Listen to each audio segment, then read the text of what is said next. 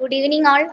ഞാൻ പറയാൻ പോകുന്നത് മലയാളത്തിലെ പ്രശസ്ത എഴുത്തുകാരൻ ശ്രീ പെരുമ്പടവം ശ്രീധരൻ എഴുതിയിട്ടുള്ള ഒരു സങ്കീർത്തനം പോലെ എന്ന നോവലിനെ കുറിച്ചിട്ടാണ്. മലയാളി വായനക്കാർക്ക് ഏറെ അറിയാവുന്ന പ്രശസ്തമായിട്ടുള്ള അതുപോലെ ഏറെ വിൽക്കപ്പെട്ടതും വായിക്കപ്പെട്ടതുമായിട്ടുള്ള ഒരു പുസ്തകമാണ് ഒരു സങ്കീർത്തനം പോലെ എന്ന ഒരു നോവല്. എല്ലാവരും കേട്ടിട്ടുണ്ടാവും. അപ്പോൾ ഈ ഒരു ബുക്ക് ആദ്യമായിട്ട് പബ്ലിഷ് ചെയ്തത് സെപ്റ്റംബർ 1993 ഒട്ടനവധി പ്രശസ്ത അവാർഡുകളൊക്കെ ലഭിച്ചിട്ടുള്ള ഒരു നോവലും കൂടിയാണ്. പ്രശസ്ത വയലാർ അവാർഡ് 1996 ലഭിച്ചിട്ടുണ്ട്. അപ്പൊ അത്തരത്തിലുള്ള ഒരു മലയാളത്തിലെ ഫേമസ് നോവലിനെ പറ്റിയിട്ടാണ്, ഒരു സങ്കീർത്തനം പോലെ എന്ന നോവലിനെ പറ്റിയിട്ടാണ് ഞാൻ പറയാൻ പോകുന്നത്. അപ്പോ കുട്ടിക്കാലത്ത് ഒരുപാട് റഷ്യൻ കൃതികളും സാഹിത്യങ്ങളും ഒക്കെ വായിച്ച് വളർന്നിട്ടുള്ള ഒരു എഴുത്തുകാരനാണ്, നോവലിസ്റ്റ് ആണ് നമ്മുടെ പെരുമ്പടവം ശ്രീധരൻ സാറ്. സോ അദ്ദേഹം റഷ്യൻ എഴുത്തുകാരൻ ഫയദോർ മിഖാലോവിച്ച് ദസ്തേവിസ്കിയുടെ എഴുത്തുകളെ ആണ് കൂടുതലായിട്ടും വായിച്ചിട്ടുള്ളത്. അങ്ങനെ വായിക്കെ അദ്ദേഹത്തോടൊരു അടുത്ത ആരാധകനായി മാറാണ്. ദസ്തേവിസ്കിയുടെ കുറ്റവും ശിക്ഷയും എന്ന നോവല് ആദ്യമായിട്ട് വായിക്കുകയും അതിൽ നിന്ന് അദ്ദേഹത്തിന്റെ കൂടുതൽ കടുത്ത ആരാധകനായിട്ട് നമ്മുടെ നോവലിസ്റ്റ് മാറുകയാണ്. അങ്ങനെ അദ്ദേഹത്തിന്റെ ആ ഒരു ദസ്തേവിസ്കിയുടെ നോവലുകൾ മാത്രമല്ല, അദ്ദേഹത്തിന്റെ ജീവിത പാഠങ്ങളും അദ്ദേഹത്തിന്റെ ഓട്ടോബയോഗ്രഫിയും കാര്യങ്ങളും എല്ലാം കൂടുതൽ വായിച്ചറിയുകയും ദസ്തേവിസ്കിയുടെ ഒരു കൂടുതൽ അടുപ്പം അല്ലെങ്കിൽ കൂടുതൽ അടുത്തറിയാൻ ശ്രമിക്കുകയാണ്.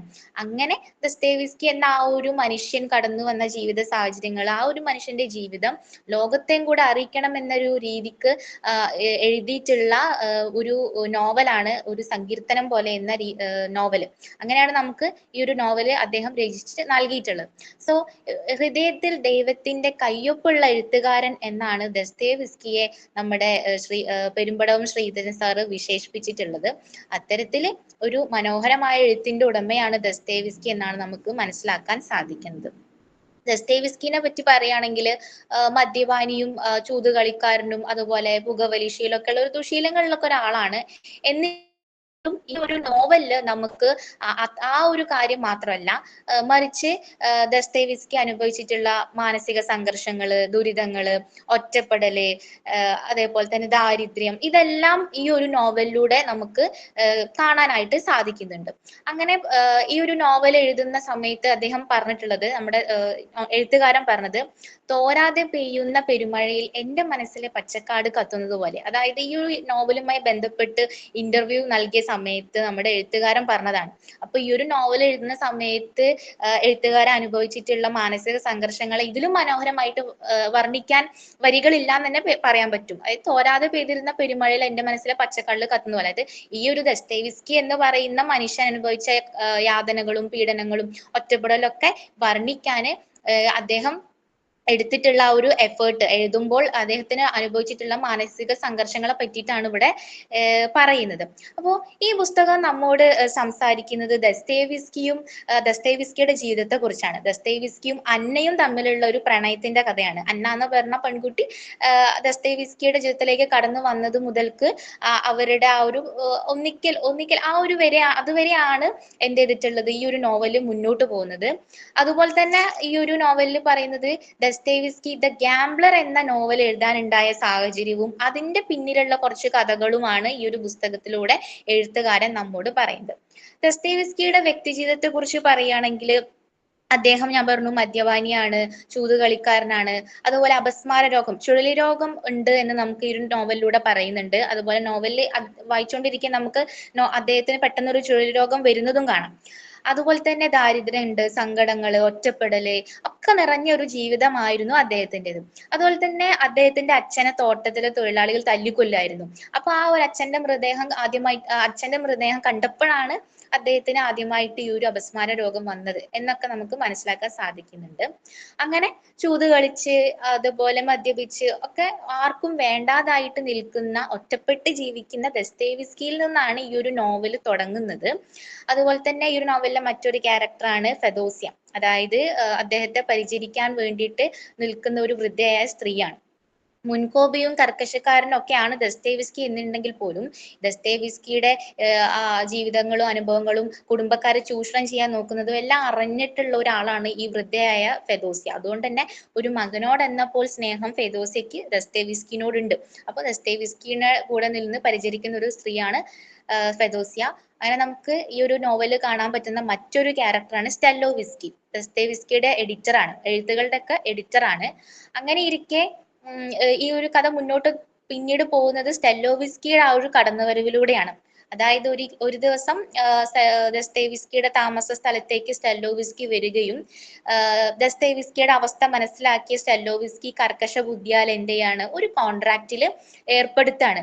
അതായത് 1866 നവംബർ 1 മുന്നേ ദ ഗാംബ്ലർ എന്ന ഒരു നോവല് കംപ്ലീറ്റ് ചെയ്തിട്ടില്ലെങ്കിൽ ദസ്തേവിസ്കി എഴുതിയിട്ടുള്ള എല്ലാ കൃതികളും നോവലുകളും അതുപോലെ ഇനി 9 വർഷത്തേക്ക് അങ്ങോട്ട് എഴുതാൻ പോകുന്ന ഒരു എഴുത്തുകളും എല്ലാം ആർക്ക് സ്വന്താവും, സ്റ്റെല്ലോവിസ്കിക്ക് സ്വന്താവും എന്ന രീതിക്ക് ഒരു കോൺട്രാക്റ്റിൽ ഏർപ്പെടുത്താണ്. 3000 റൂബിൾ കടം വാങ്ങി 3000 റൂബിളിൽ ദസ്തേവിസ്കി അങ്ങനെ സമ്മതിക്കുകയും ചെയ്യുന്നുണ്ട്.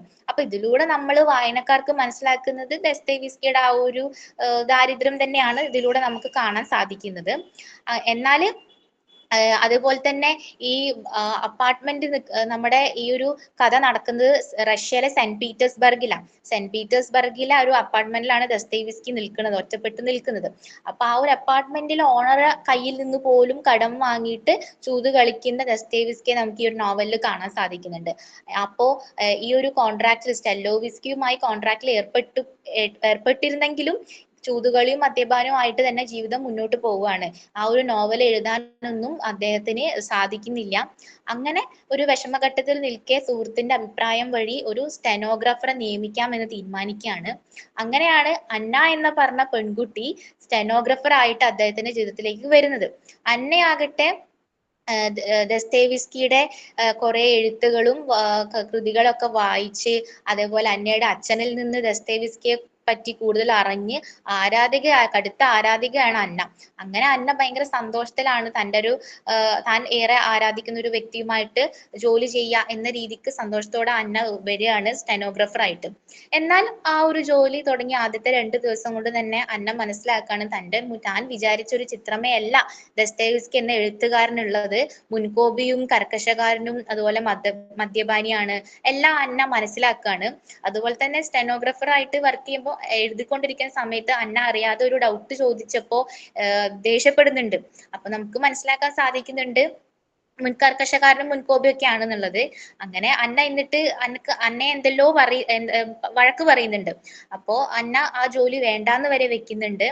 എന്നാല് പിറ്റേന്ന് തന്നെ അന്ന വരികയും അപ്പോ ദസ്തേവിസ്കി മാപ്പ് ചോദിക്കുന്നുണ്ട്. ഇന്നലെ കണ്ട മനുഷ്യനെയല്ല പിന്നീട് ദസ്തേവിസ്കി.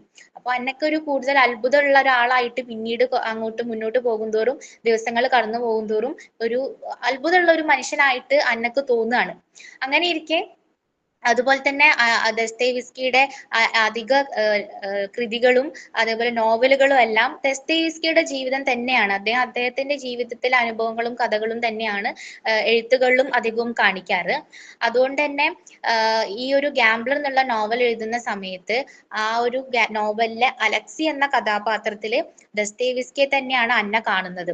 അപ്പോ ആ ഒരു അലക്സി എന്ന കഥാപാത്രം അല്ലെങ്കിൽ ദസ്തേവിസ്കിക്ക് മുന്നേ ഒരു ഭാര്യ ഉണ്ടായിരുന്നു, മേരിയ എന്നാണ് പേര്. അപ്പോ പക്ഷെ മേരിയക്ക് പിന്നീട് അസുഖം ഉണ്ടാവുകയാണ്. കിടപ്പിലായ മേരിയനെ ഉപേക്ഷിച്ചിട്ട് ദസ്തേവിസ്കി പോളിന എന്ന കാമുകിയോടൊപ്പം പോകുന്നുണ്ട്. ഇതൊക്കെ ഈ ഒരു നോവൽ അധികവും ദ ഗാംബ്ലർ എന്ന ആ ഒരു നോവലില് അതായത് ദസ്തേവിസ്കിയുടെ ആ ഒരു ഭൂതകാലത്തെ കുറിച്ചാണ് ഈ ഒരു നോവൽ അധികം പോർഷൻസും പറയുന്നത്.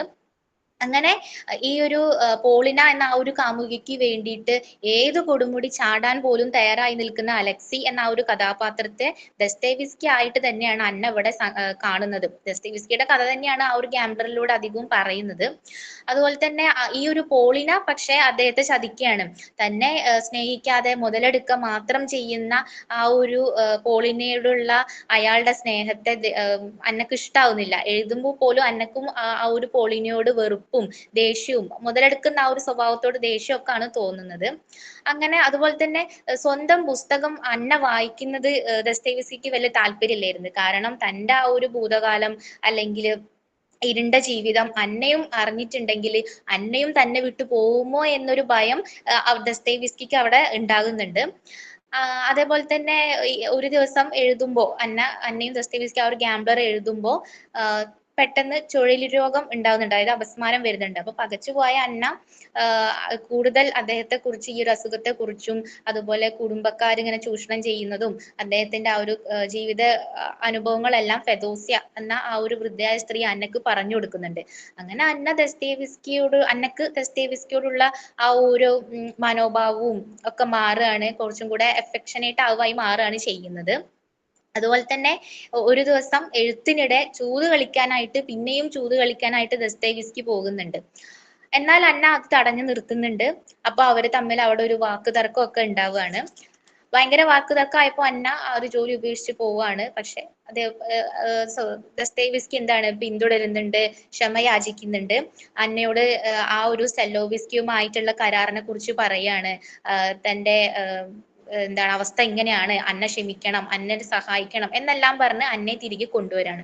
അങ്ങനെ ഇവര് കൂടുതൽ അടുക്കുകയും ദസ്തേവിസ്കി തന്റെ ജീവിതവും തന്റെ കാര്യങ്ങളെല്ലാം അന്നയോട് തുറന്ന് ഷെയർ ചെയ്യാണ്. അപ്പൊ ഇവർ തമ്മിൽ കൂടുതൽ അടുക്കുകയാണ് ചെയ്യുന്നത്. അങ്ങനെ ഒരിക്കൽ ദസ്തേവിസ്കി തന്റെ പ്രണയം അന്നയോട് തുറന്നു പറയാണ്. പക്ഷെ ഇവിടെ പ്രശ്നം എന്താ വെച്ചാല് ദസ്തേവിസ്കി അന്നയും തമ്മിൽ ഒരു 25 വയസ്സിന്റെ വ്യത്യാസമുണ്ട്. അപ്പോ എന്താണ് ദസ്തേവിസ്കിക്ക് തോന്നുന്നത്, തുറന്നു പറഞ്ഞു, പക്ഷെ താൻ അന്നയെ മുതലെടുക്കുകയാണെന്ന് അന്ന വിചാരിക്കോ, അന്നയുടെ മറുപടി എന്തായിരിക്കും, അതായത് ഒരു പ്രണയം തുറന്നു പറഞ്ഞ ആ ഒരു മറുപടിക്കായി കാത്തു നിൽക്കുന്ന ആ ഒരു നിമിഷങ്ങളെ നമ്മുടെ എഴുത്തുകാരൻ അത്രയും മനോഹരമായിട്ട് എന്ത് ചെയ്തിട്ടുണ്ട്, ഈ ഒരു നോവലിൽ വർണ്ണിച്ചിട്ടുണ്ട്. അതുപോലെ തന്നെ ദസ്തേവിസ്കി അനുഭവിച്ചിട്ടുള്ള അല്ലെങ്കിൽ അദ്ദേഹം കടന്നു വന്ന ആ ഒരു ജീവിതത്തിന്റെ ആ ഒരു കഥയെ മനോഹരമായ വരികളിലൂടെയാണ് നമ്മുടെ നോവലിസ്റ്റ് ശ്രീ പെരുമ്പടവൻ ശ്രീധരൻ അവതരിപ്പിച്ചിട്ടുള്ളത്. അപ്പോ അത്തരത്തിലൊരു, ഞാൻ ഈ ഒരു നോവല് വായിച്ചപ്പോ, അല്ലെങ്കിൽ ഏതൊരു മലയാളി വായനക്കാർക്കും ഈ ഒരു നോവല് വായിക്കുമ്പോൾ കുറച്ചും കൂടെ ടച്ച് ചെയ്യുന്ന അല്ലെങ്കിൽ ഇഷ്ടപ്പെടുന്ന ഒരു ഭാഗം എന്ന് പറയുന്നത് അധ്യായം 3 പറയുന്നുണ്ട്. അതായത് ദസ്തേവിസ്കി ഒരു ദിവസം സെന്റ് പീറ്റേഴ്സ്ബർഗിന്റെ ആ ഒരു തെരുവ് വീതികളിലെ രാത്രിയുടെ നിശബ്ദതയിൽ നടന്നു പോകുമ്പോൾ ദൈവത്തോട് കുറച്ച് ചോദ്യങ്ങൾ ചോദിക്കുന്നുണ്ട്. അല്ലെങ്കിൽ തന്റെ ആ ഒരു അവസ്ഥയെ, ജൂത് കളിച്ച് പൈസ എല്ലാം നഷ്ടപ്പെട്ട് അല്ലെങ്കിൽ ഒറ്റപ്പെട്ട ആ ഒരു റൂമിലേക്ക് കയറി ചെല്ലേണ്ട അവസ്ഥ, അതെല്ലാം ആലോചിച്ച് ഇങ്ങനെ രാത്രി നിശബ്ദതയിൽ നടക്കുമ്പോൾ ദൈവത്തോട് കുറച്ച് ചോദ്യങ്ങൾ അദ്ദേഹം ചോദിക്കുന്നുണ്ട്, ദൈവത്തോട് സംസാരിക്കുന്നുണ്ട്. ഒരു സങ്കീർത്തനം പോലെ അദ്ദേഹം കുറച്ച് ചോദ്യങ്ങൾ ദൈവത്തോട് ഇവിടെ ചോദിക്കാണ്. അത് അത്ര മനോഹരമായിട്ടുള്ള രീതിക്കാണ് നമ്മുടെ എഴുത്തുകാരൻ എഴുതിയത്. അത് ഞാൻ ജസ്റ്റ് ഒന്ന് വായിക്കാം. ഓർത്തു നോക്കുമ്പോൾ എന്റെ കാര്യം മഹാ കഷ്ടമാണ്. ദരിദ്രനും നിസ്സഹായനും പരാജിതനും ആർക്കും വേണ്ടാത്തവനുമായി ഞാൻ ഈ ജന്മം മുഴുവൻ കഴിയണമെന്നാണോ ദൈവം വിചാരിക്കുന്നത്? നിസ്സഹായനായ ഒരു മനുഷ്യൻ ജീവിതത്തിൽ ഇത്രയൊക്കെ സഹിക്കേണ്ടി വരുന്നതിന്റെ യുക്തി എന്താണ്? എവിടെയും പരാജയപ്പെടുകയാണ് എന്റെ അനുഭവം. ഒടുവിൽ ഹൃദയത്തിൽ മുറിവുകൾ മാത്രം ബാക്കിയാകുന്നു. അപ്പോ ദസ്തേവിസ്കി അനുഭവിക്കുന്ന ഒരു ഇത് നമ്മൾ വായിക്കുമ്പോൾ നമ്മുടെ ഈ ഒരു നോവൽ വായിക്കുന്ന വായനക്കാർക്കും എന്തെയാണ് മനസ്സിലെ ഒരു എന്തായാലും ആത്മസംഘർഷം ഉണ്ടാവുകയാണ്. ചോദ്യങ്ങൾ ചോദിക്കുന്നത് ഇവിടെ ദസ്തേവിസ്കി ആണെങ്കിലും വായിക്കുന്ന നമുക്കും ആ ഒരു മനുഷ്യന്റെ അവസ്ഥ മനസ്സിലാക്കാൻ അത്രയും സിമ്പിൾ ആയിട്ടുള്ള രീതിക്ക്, അത്രയും ഹൃദയസ്പർശിയായ രീതിക്കാണ് എഴുത്തുകാരൻ ഇവിടെ എഴുതിയിട്ടുള്ളത്. അങ്ങനെ ഇത്തരത്തില് പല രീതിക്ക് നമ്മളെ ഒരു ആ ഒരു ദസ്തേവിസ്കി എന്ന മനുഷ്യന്റെ ജീവിതത്തെ കുറിച്ച് നമുക്ക് ഇവിടെ കാണിച്ചു തരുന്നുണ്ട് നമ്മുടെ എഴുത്തുകാരൻ. ഇനി ഒരു നോവലിന്റെ ക്ലൈമാക്സിലേക്ക് വരികയാണെങ്കിൽ അത് കുറച്ചും കൂടെ ഒരു ഹേർട്ട് ടച്ചിങ് ആണ് നമുക്ക് പറയാൻ സാധിക്കും. അതായത് അന്ന എന്ന ആ ഒരു പെൺകുട്ടിയുടെ ആ ഒരു ഹെൽപ്പോട് കൂടിയിട്ട് അല്ലെങ്കിൽ മനസാന്നിധ്യം കൊണ്ട് മാത്രം എന്ത് ചെയ്യാണ്, ആ സ്റ്റെല്ലോവിസ്കി പറഞ്ഞ നവംബർ 1 മുന്നേ തന്നെ ദ ഗാംബ്ലർ എന്ന നോവൽ എഴുതി തീർക്കുകയാണ് ചെയ്യുന്നത്. അങ്ങനെ എഴുതി തീർത്തു. ഇവര് സ്റ്റെല്ലോവിസ്കിയുടെ അടുത്തേക്ക് ആ നോവൽ കൊടുക്കാനായിട്ട് പോവുകയാണ്. എന്നാൽ സ്റ്റെല്ലോവിസ്കി മനഃപൂർവ്വം അവിടുന്ന് കടന്നു കളഞ്ഞു. എന്നാൽ സ്റ്റെല്ലോവിസ്കിക്ക് ആ അദ്ദേഹത്തിന്റെ നോവലുകളൊക്കെ സ്വന്തമാവല്ലോ. അങ്ങനെ പക്ഷെ അന്ന എന്ന പെൺകുട്ടി അപ്പോഴും മനസാന്നിധ്യം കൈവിടാതെ നിന്നിട്ട് പറയാണ് നമുക്ക് കോടതിയെ പോകാം, കോടതിയെ കാര്യങ്ങൾ ബോധിപ്പിക്കാമെന്ന്. അങ്ങനെ ഇവർ രണ്ടുപേരും കോടതിയിലേക്ക് എത്താണ്. പക്ഷെ കോടതിയുടെ സമയവും കഴിഞ്ഞ്, 5 മണി കഴിഞ്ഞ്. അപ്പോ ദസ്തേവിസ്കി എല്ലാം മടുത്തു, തളർന്നു. ഞാൻ വേണ്ട, ആ ഒരു കോൺട്രാക്ട് ഇതാക്കാം, ലംഘിക്കാം, തന്റെ കൃതികളെല്ലാം സ്റ്റെല്ലോവിസ്കിക്ക് നൽകാം, എല്ലാം കൈവിട്ടു, തന്റെ എഫേർട്ട് എല്ലാം പോയി എന്ന രീതിക്ക് വിഷമിച്ച് ഹെൽപ്ലെസ് ആയി നിൽക്കുന്ന ഒരു ടൈമില് വീണ്ടും അന്ന കൈവിടാതെ തന്നെ ഒപ്പം നിന്ന് എന്ത് ചെയ്യാണ്, ദസ്തേവിസ്കിയോട് പറയാണ് സാരില്ല, നമുക്ക് പോലീസ് സ്റ്റേഷനിൽ പോയി നോക്കാന്ന് പറയുന്നുണ്ട്. അങ്ങനെ ഇവര് പോലീസ് സ്റ്റേഷനിൽ പോവാണ്. എല്ലാം ആകെ തളർന്ന ദസ്തേവിസ്കി പോലീസ് സ്റ്റേഷന്റെ അകത്ത് കയറുന്നില്ല. അന്ന മാത്രം കയറിയിട്ട് കാര്യങ്ങൾ പോലീസുകാരോട് പറഞ്ഞ് ധരിപ്പിച്ചു. അങ്ങനെയിരിക്കെ പോലീസുകാർ എന്ത് ചെയ്തു, ആ ഒരു നോവൽ ദ ഗാംബ്ലർ എന്ന നോവൽ ഏറ്റുവാങ്ങി അന്നക്ക് ആ ഒരു രസീത് നൽകി. അപ്പോ പോലീസ് സ്റ്റേഷനിൽ നിന്ന് ആ ഒരു കാര്യങ്ങളെല്ലാം ക്ലിയർ ചെയ്ത് രസീതും വാങ്ങി ഇറങ്ങിയ ആ ഒരു നിമിഷം, അതായത് അതാണ് ലാസ്റ്റ് ക്ലൈമാക്സ്, ആ ഒരു നോവലിന്റെ ക്ലൈമാക്സ് എന്ന് പറയുന്നത്. അപ്പോൾ അന്ന പോലീസ് സ്റ്റേഷനിൽ നിന്ന് ഇറങ്ങുമ്പോൾ ദസ്തേവിസ്കി അന്നെ നോക്കുന്ന ഒരു നോട്ടമുണ്ട്, അതായത് കൂടുതൽ നന്ദിപൂർവ്വവും എഫെക്ഷനേറ്റ് ആയിട്ടൊക്കെ ഒരു നോക്കുന്ന ഒരു നോട്ടമുണ്ട്. അതായത് അന്ന ഇറങ്ങി വന്നപ്പോൾ ജീവിതത്തിൽ ശേഷിക്കുന്ന എല്ലാ മോഹങ്ങളോടും കൂടി ദസ്തേവിസ്കി അവളെ നോക്കുന്നുണ്ട് എന്നാണ് എഴുത്തുകാരൻ പറയുന്നത്. അതായത് അതേപോലെ തന്നെ നോക്കി വാരി പുണരുന്നു. അതായത് അത്രയും ഒരു പെൺകുട്ടി, ആ ഒരു അന്ന എന്ന പെൺകുട്ടിയുടെ കടന്നുവരവ് കൊണ്ട് ജീവിതമേ മാറിയ ഒരു വ്യക്തിയായി ആണ് ദസ്തേവിസ്കി നമുക്ക് കാണാൻ സാധിക്കുന്നത്. ആ ഒരു അവസാന നിമിഷം, പോലീസ് സ്റ്റേഷനിലുള്ള അവസാന ആ ഒരു നിമിഷം എന്ന് പറയുന്നത് ദൈവം സാക്ഷി നിൽക്കുന്ന ഒരു നിമിഷം എന്നാണ് വർണ്ണിച്ചിട്ടുള്ളത് നമ്മുടെ എഴുത്തുകാരൻ. അപ്പോ ഇത്രയേറെ, അതുപോലെ തന്നെ ആ ഒരു പോലീസ് സ്റ്റേഷനിൽ പോലീസുകാർ ചോദിക്കുന്നുണ്ട് അന്നനോട്, താങ്കൾ ഈ ദസ്തേവിസ്കിയുടെ ആരാണ് എന്ന്. അപ്പൊ അന്ന ഒരു ആലോചന ഒന്നും കൂടാതെ തന്നെ ഭാര്യയാണ് എന്ന് മറുപടി നൽകുന്നുണ്ട്. അപ്പോ നമുക്ക് വായനക്കാർക്ക്, അതായത് പിന്നീട് ഫ്യൂച്ചറിൽ എന്തായാലും അന്ന വൈഫ് ആകുന്നുണ്ട്, അന്നയുടെ മറുപടിയും യെസ് ആണെന്ന് വായനക്കാർക്ക് ഒരു സൂചന അതിലൂടെ നൽകുന്നുണ്ട്. അപ്പോ ഇത്തരത്തിൽ ഭംഗിയേറിയ ഒരു നിമിഷത്തിൽ തന്നെയാണ് ഈ ഒരു നോവല് ശ്രീ പെരുമ്പടവം ശ്രീധരൻ അവസാനിപ്പിച്ചിട്ടുള്ളത്. അപ്പൊ അത്രയേറെ മനോഹരമായ വരികളിലൂടെ തുടങ്ങുകയും അവസാനിപ്പിക്കുകയും ചെയ്തിട്ടുള്ള ഒരു നോവലാണിത്. ഞാനിപ്പോ പറഞ്ഞ കാര്യങ്ങൾ മാത്രമല്ല, ദസ്തേവിസ്കിയുടെ മറ്റ് അനുഭവങ്ങളും അതുപോലെ അന്നയും ദസ്തേവിസ്കിയും തമ്മിലുള്ള പല നിമിഷങ്ങളും അഭിപ്രായ വ്യത്യാസങ്ങളും എല്ലാം മനോഹരമായ രീതിയിൽ ഈ ഒരു നോവലിലൂടെ പറയുന്നുണ്ട്. അപ്പോൾ നിങ്ങൾ എന്ത് ചെയ്യുക, കൂടുതൽ ഒരിക്കലെങ്കിലും ദസ്തേവിസ്കി എന്ന ആ ഒരു മനുഷ്യന്റെ ജീവിതത്തിലൂടെ കടന്നു വരണം, ഈ ഒരു നോവൽ വായിച്ച് എക്സ്പീരിയൻസ് ചെയ്യണം എന്നാണ് എനിക്കിപ്പോ എന്നെ കേട്ടുകൊണ്ടിരിക്കുന്നവരോട് പറയാനുള്ളത്. അപ്പൊ അത്രയേറെ ഭംഗിയേറിയ ആഴമേറിയ ഒരു നോവൽ തന്നെയാണ് ഒരു സങ്കീർത്തനം പോലെ എന്ന നോവല്. അത്രമേൽ ഹൃദയസ്പർശിയായ ഒരു നോവലാണ്. അപ്പൊ എനിക്ക് പറയാനുള്ളത്, റെക്കമെൻഡ് ചെയ്യാനുള്ള എല്ലാവരും വായിക്കാം. ഞാനിപ്പോ പറഞ്ഞത് കൂടാതെ ഒട്ടേറെ നിമിഷങ്ങളെല്ലാം നമുക്ക് ഈ ഒരു അത്ര അനുഭവങ്ങൾ നമുക്ക് ഈ ഒരു നോവല് വായിക്കുമ്പോൾ കാണാൻ സാധിക്കുന്നുണ്ട്. സോ എനിക്ക് ഇത്രയൊക്കെയാണ് പറയാനുള്ളത്. നിങ്ങൾ ഒരിക്കലെങ്കിലും ഈ ഒരു നോവൽ വായിക്കണം എന്ന് തീർച്ചയായിട്ടും ഇഷ്ടപ്പെടുന്ന, മലയാളത്തിൽ അത്രയും വായിക്കപ്പെട്ട ഒരു നോവലാണ് ഒരു സങ്കീർത്തനം പോലെ. സോ എല്ലാവരും വായിക്കുക. അപ്പോ എന്നെ കേട്ടിരുന്നതിന് താങ്ക് യു. That's all.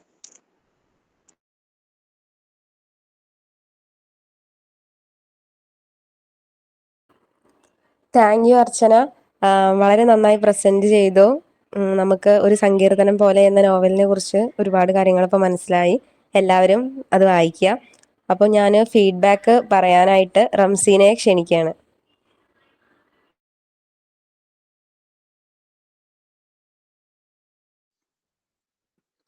അർച്ചന നന്നായി അവതരിപ്പിച്ചു.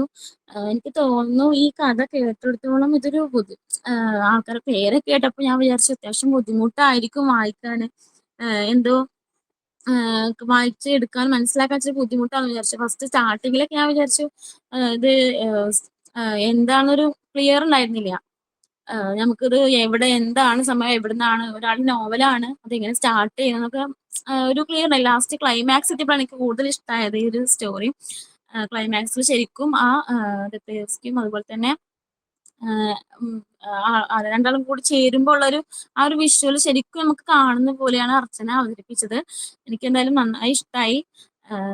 ഒരുപാട് ഇഷ്ടമായി അർച്ചനയുടെ പ്രസന്റേഷൻ. കാരണം അത്യാവശ്യം നന്നായിട്ട് തന്നെ അവൾ അവതരിപ്പിച്ചു. ലാസ്റ്റ് ക്ലൈമാക്സ് ആണ് എനിക്ക് ഒരുപാട് ഇഷ്ടമായത്.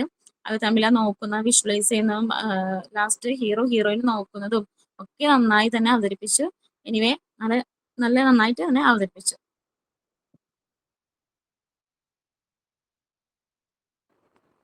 അടുത്തതായി ഫീഡ്ബാക്ക് പറയാനായി ഞാൻ സൂര്യലക്ഷ്മിയെ ക്ഷണിക്കുകയാണ്.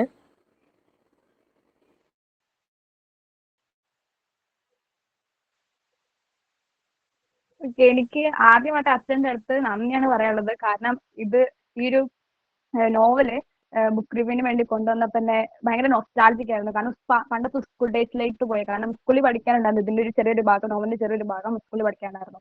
അപ്പം അത് അത്രയും ബ്യൂട്ടിഫുൾ ആയിട്ട് തന്നെ വീണ്ടും ഒന്ന് റെപ്രസെന്റ് ചെയ്തു.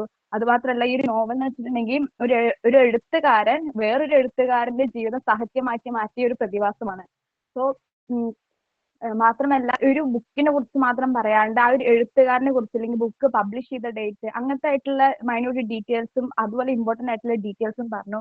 മാത്രമല്ല അർച്ചന അവതരിപ്പിച്ച രീതി, കാരണം ഇതിൽ കോട്ട് ചെയ്യുക വരെ ചെയ്തിട്ടുണ്ടായി. സോ അത് കുറച്ചും കൂടി ഒരു ആസ്വാദകരെ എന്താ പറയുക, അത് വായിക്കാൻ വേണ്ടി പ്രലോഭിപ്പിക്കുന്ന രീതിയിലുള്ള ഒരു പ്രസന്റേഷൻ ആയിരുന്നു അർച്ചനയുടെ.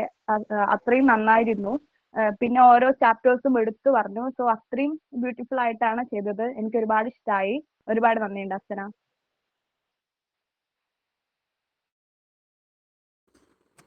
Thank you Suryalakshmi, thank you Ramseena. അപ്പോൾ അർച്ചന വളരെ നന്നായിട്ട് തന്നെ പ്രസന്റ് ചെയ്തിട്ടുണ്ടായിരുന്നു. അപ്പോൾ നമുക്ക് ഇന്നത്തെ സെക്ഷൻ വൈൻഡപ്പ് ചെയ്യാം. ഇതുവരെ എല്ലാവരും കണ്ടുകൊണ്ടിരുന്ന എല്ലാവർക്കും താങ്ക് യു.